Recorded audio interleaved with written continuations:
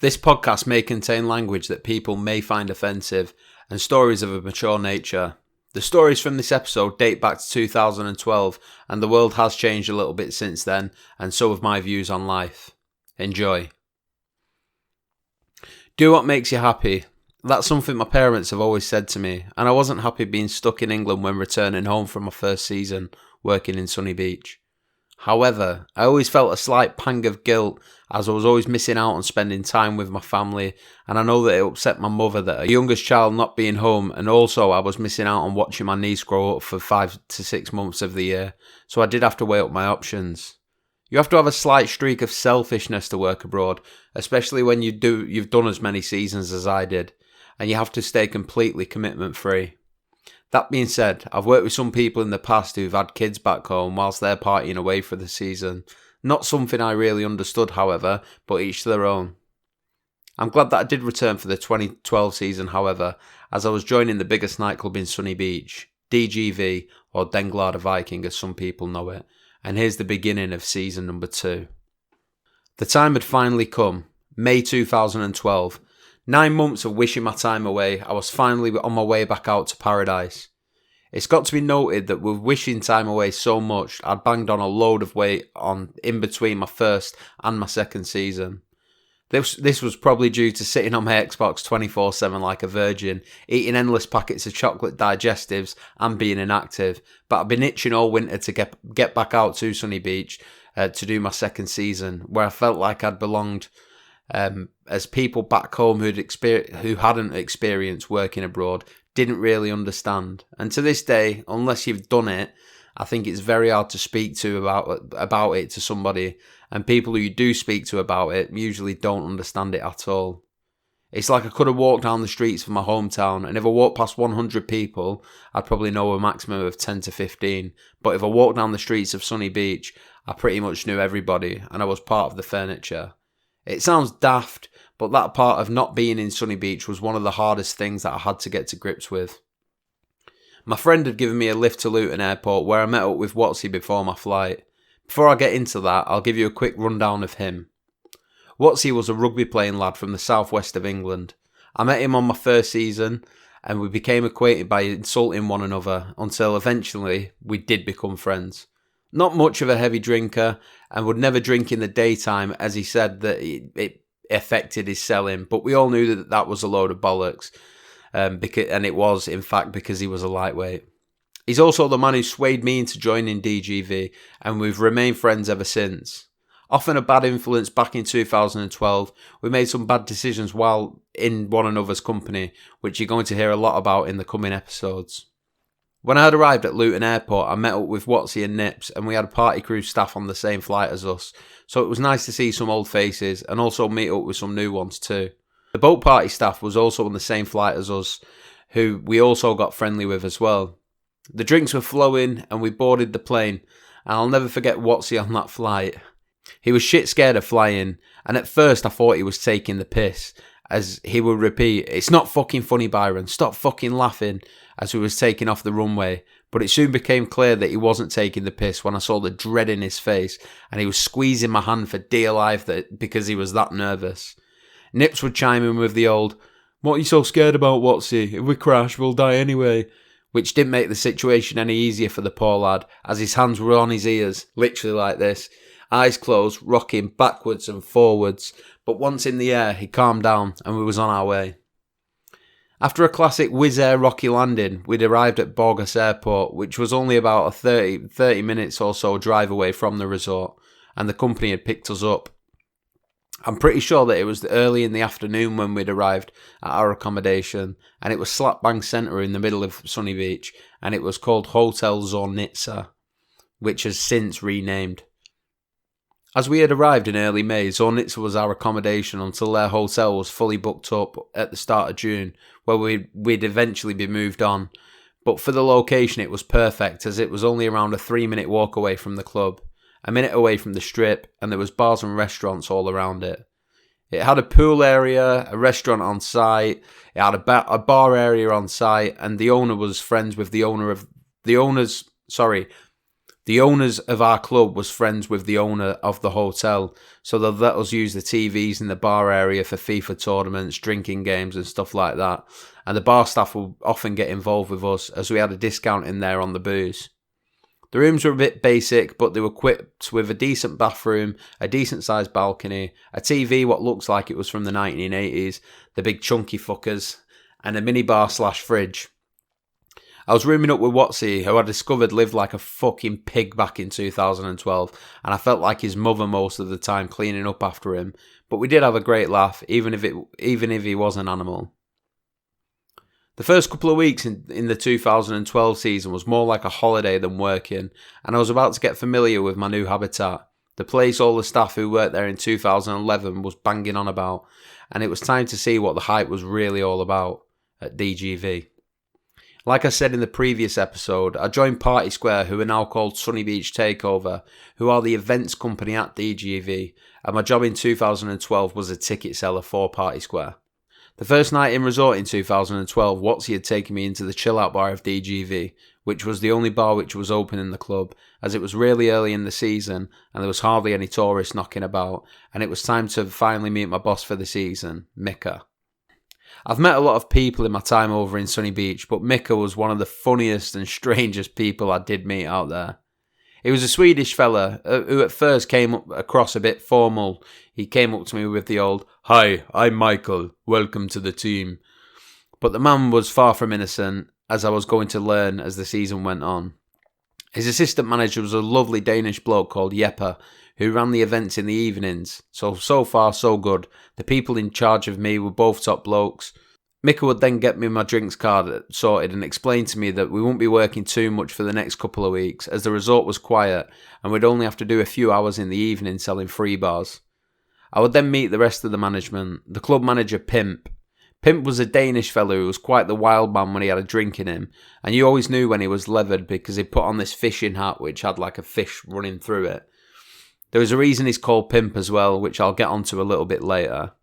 The assistant club manager, Pans, he was also a Danish fella who I vaguely remembered from the season before, and he'd always say hello to me in 2011 when passing in the streets.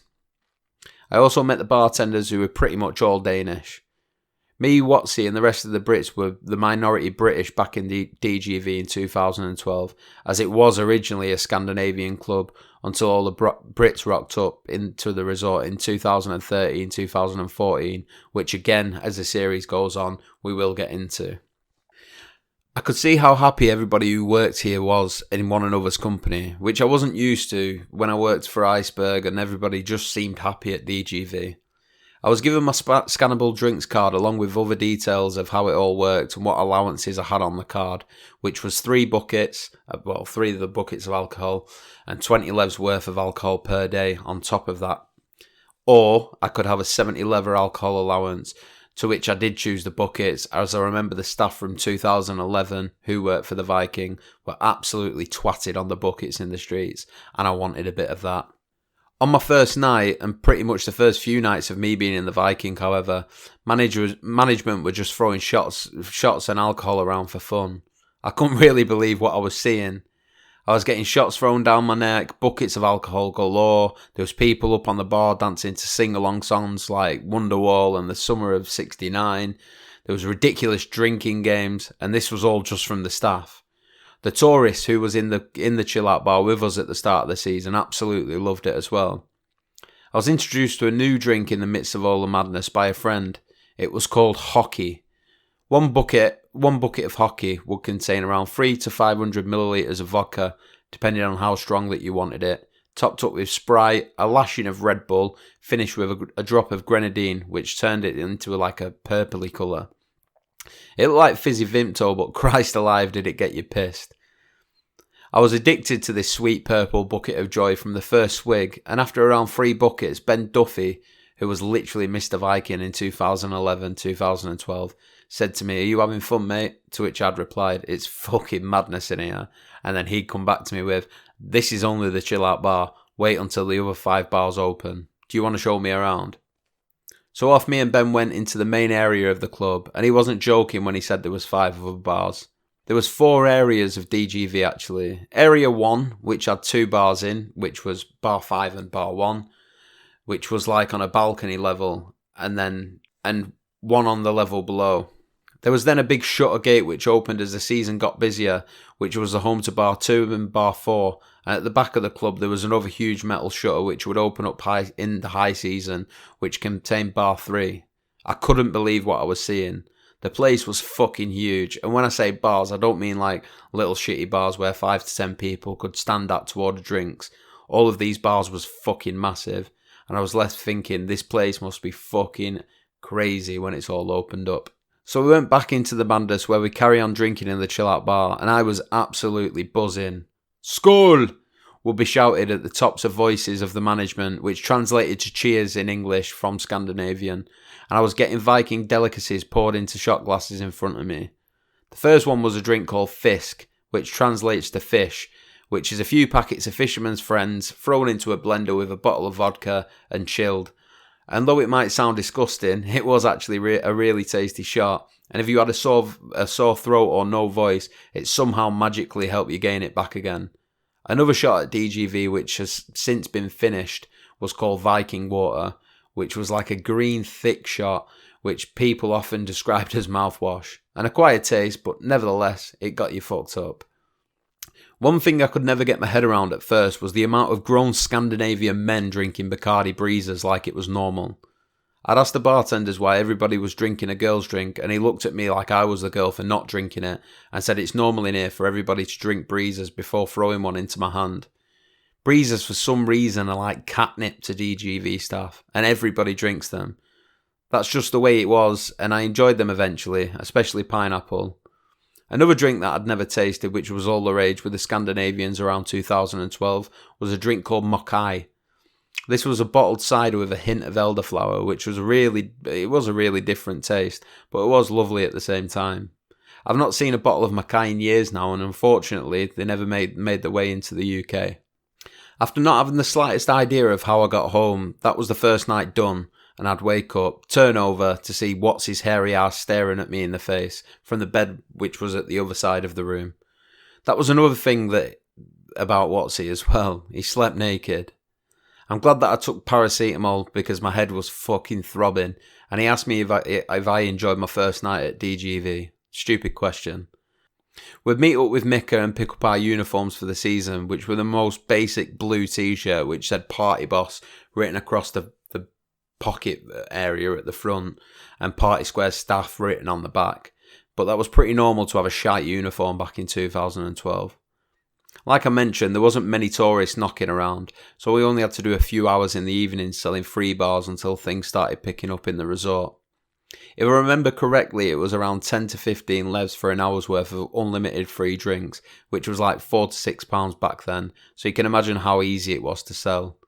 Before our first night of work, Mika told us that we had to meet in the afternoon for a blessing from the local priest, which at first I thought was a massive wind-up, as how can you get somebody holy into a nightclub which has so much sin being committed inside? But he wasn't joking, as I was soon to discover. I arrived at the club for the blessing, really not knowing what to expect, as this was a madhouse in the evening, and what I seen next I really wasn't expecting. There was like a makeshift altar in the middle of the club, and all the members of staff was holding a candle in both hands. It looked like an indoor KKK rally at first, but I later understood that Bulgaria is a Christian country and they are actually quite religious. Fair play. I got given a candle and I stood with it as the priest did his ritual in Bulgarian, which was then translated by one of our Bulgarian managers into English. What the fuck is going on, I thought to myself, whilst trying not to look at my mates, as I knew that would only lead to a shitload of laughter, and I'd probably get my ass handed to me for being disrespectful, as the Bulgarian staff were taking this really seriously. So, the next thing you know, the priest is belting out a couple of Christian songs/poems in Bulgarian, and he's got what looks like a massive leaf from a palm tree that is dipped in this big font of water, which is wafting around the club and wafting it towards us staff. This is the point where I really tried my hardest not to laugh and be disrespectful, as I saw another one of the lads get the death stare for his phone going off by one of the Bulgarian boys, so I knew that this was not the time for jokes. I'm just glad that the water, what came from the big wafting leaf, didn't extinguish my candle, because then what was I meant to do? Stand there like a lemon with an unlit candle in both hands? Does that mean I'm not blessed? Anyway, after around half an hour of listening to the priest, he explained to us that he was here to bless the club and each of its members of staff to have a safe season, and at the end of it return home safely to wherever they came from. And to be fair, it did make sense, and you felt good after it. Once the priest had finished, we had formed an orderly queue to the font, where he'd whack us with the palm leaf with holy water to bless us individually, and then we'd kiss his ring. Yes, I'm not joking here. We kissed the ring on his finger, and then we'd make our way to this huge loaf of bread, which you had to tear off and dip into this massive pot of honey, which was really fucking nice. Take that from a fat lad. Although this sounds bizarre, this actually did happen at the start of the season, every season at DGV, and I never had any harm done against me in that club through the years, so to speak. So maybe the blessing actually worked, or maybe it was just a coincidence. Who knows? But the bread was really nice, and the heat from all the candles did actually get me looking like a melted candle with the amount of beads of sweat what was running off my head as well. But I'd come out of the blessing looking like I'd just ran a marathon. Now that I was blessed, it was time to start work for DGV, selling free bars in the evening. 3 words to describe this: piece of piss.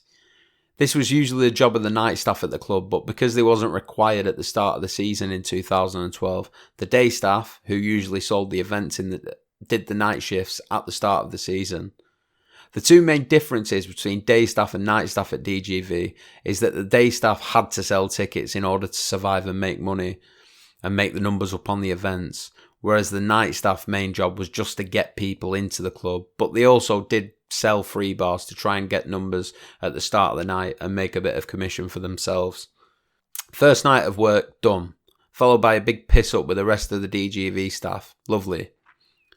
We even had the staff from other companies joining us for a drink at the start of the season in 2012, as not everywhere was opened. Like I mentioned, there was staff from the party boat and the staff from party crew on our flight over to Sunny Beach who needed a watering hole whilst they waited for their clubs that their company owned to open, so would often join us on the piss in our chill out bar. One of the lads in particular me and Watsy got really friendly with was a Cockney lad called Ricky. Ricky was possibly one of the funniest characters I've met over in Bulgaria over the years, and he only worked out there for 1 season, but Christ, he was funny.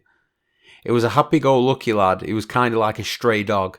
Wherever you went, he came with you, but me and Watsy formed a great bond with him at the start of the season. He dragged his party boat colleagues along to DGV with him for a booze up with us, and I remember one night a girl that he worked with was on the drink with us as well. It became pretty normal for Ricky to crash with me and Watsy at Zornitsa, as his hotel was around a 15-minute walk from DGV, and he was always too hammered to walk it. And this particular night, him and Watsy had gone to our room a little earlier than I did. I'd stayed out a bit longer with the girl who Ricky worked with, and after a few drinks, we'd both gone back to my room to discover Ricky and Watsy sprawled out on both of the beds. We thought we'd take it to the balcony, and one thing led to another, and the next thing you know, it was lights, camera, action. No, literally. It was lights, camera, action, as I saw the curtain twitch and a phone quickly move away from the curtain. We both got dressed, went inside, and Ricky and Watsy was absolutely pissing themselves with laughter. They was in tears. I didn't think much of it. I thought they were just both being peeping toms, but how wrong was I? The next day I was the last person awake, and I went down the strip and people was coming up to me saying, "I've seen that video, you legend." And I thought to myself, what video? Had I been funny in the nightclub the night before? Nah. Watsy and Ricky pretended to be asleep when we'd got home, and they thought it would be a good idea to record the action through the curtain, and everybody had seen the video. I wasn't too bothered at the time, and it got a lot of people laughing in resort, and everybody soon knew who I was, but I felt more sorry for the girl. She was fucking fuming at first, but eventually saw the funny side of it, and when I saw Watsy, I just burst out laughing and said, you fucking didn't. And then he showed me the video himself, and he was in floods of tears laughing, and gave me a pat on the back and said, "I've never seen a fat man move his arse so fast." Pretty much all the workers in the resort had seen the video, and the lads in the resort thought it were brilliant, and the girls in the resort were just more like, was that you? And looking back, it was funny, but highly illegal what the two lads done, but at least it didn't end up on Pornhub, and I could have said that it wasn't me, as camera phones back then was only like 2 megapixels anyway, so it was a bit grainy. And it wasn't exactly a Steven Spielberg production. Anyway, back to the hotel, Zornitsa. Whilst we was living in there was a bar school going on. Utopia Bar School, it was called. And they was teaching young Danish and Swedish people who wanted to work behind the bar at the Viking how to do cocktail flaring and cocktail making, etc. For what it was, it sounded really expensive and a bit of a con, to be honest, as I've never met a bartender in the UK needing a qualification to work behind the bar, but I suppose that they could take their qualification to a fancy cocktail bar or restaurant back home and work there too if they wanted. The best thing about it is that there was loads of Scandi girls on the course, so there was plenty of eye candy knocking around our hotel. Me and Watsy would often try and flirt with the girls and fail miserably, for 2 reasons really. 1, they didn't speak much English, and 2, me and Watsy didn't know a word of Danish between us, and I'll add another one on. 3, we wasn't the most approachable young men back in 2012. We'd get pally with a few people on that course though, and the majority of them would actually end up being our friends who worked with us at DGV. I forgot to mention in the last episode that I thought it would be a good idea to bring my Xbox this season across the sunny beach with me, just for the start of the season to host a few FIFA tournaments, and the good folks at Zornitsa let us use the big screens to play FIFA on. We'd do tournaments and the loser would often have to do a forfeit, and I remember one in particular tournament, the lad who lost had to get Watsy tattooed on his arse. There would also be drinking forfeits for tournaments, and throughout the season would get good use out of the Xbox when we wanted a lads' night in, especially in the high season when it was a bit too busy in the club. I got used to the lifestyle at DGV really quickly. Everybody was friendly, and new staff were arriving every day at the start of the season, and I was soon to have around 120 colleagues. 40 day staff, 40 night staff, bartenders, security, cleaners, managers, toilet attendants, and buzzboys, who were the guys who stocked the bars. I'll now get onto the reason why the club manager Pimp was called Pimp. There was a game in the Viking that if you slept with somebody that had slept with somebody else, then you owe them 10 levs, and you have to write on the note 2, insert name here, 4, insert name here, from, insert name here. And whoever was their manager, you'd have to pay them 5 levs as well. However, if you slept with somebody who'd slept with 3 other members of staff, you'd have to pay 3 times 10 levs, and then the 5 levs are charged to the manager as well. This game could get very expensive for some people, as you can imagine, and there were some staff who was worth over 100 levs, so you had to be very careful and do your research before even thinking of sleeping with somebody who worked at DGV. Some people even saw the opposite sex as investments, as if there was the first person to sleep with them, then whoever slept with them after that, it would make them some good money. We all had investments and big losses granted, but it did make for a lot of fun, as weird as sick as it sounds.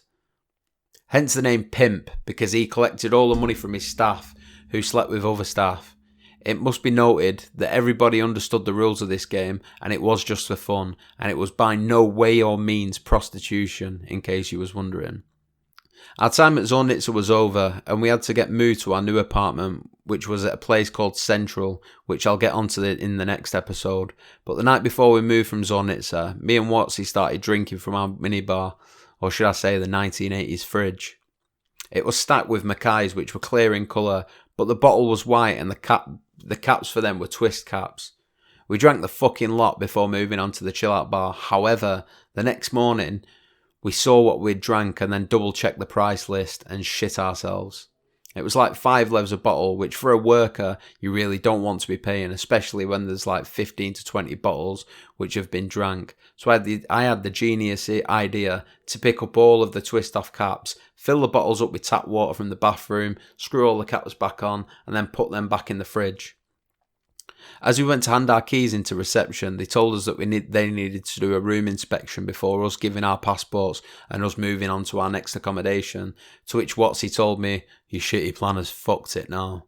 20 minutes had passed and the inspection fella gave the lady on the reception the nod, which pretty much meant everything was all good. I still feel a bit guilty now that the next lot of people who stayed in that room paid 5 levs per bottle for bottles of Bulgarian tap water, but it was a solid trick. One of the best things about getting out at the start of the season in early May is that you got to attend every opening party that the resort had to offer. Some would be good, some would be shit, and some would be proper dog shit. But we're now at the start of June of 2012 and things were starting to open up properly and more tourists were flocking to our slice of paradise. Me and Watsy were about to move over to our new accommodation and I got sick of the sight of his hairy ass every morning, so it was going to be next door neighbours rather than roommates, with a bunch of lads who I'll never forget. I'd had a taste of what DGV had to offer and was about to open the club, which I was really excited for, as one bar was about to become 6 and the resort was about to get absolutely rammed. Hotel Central, we're coming for you.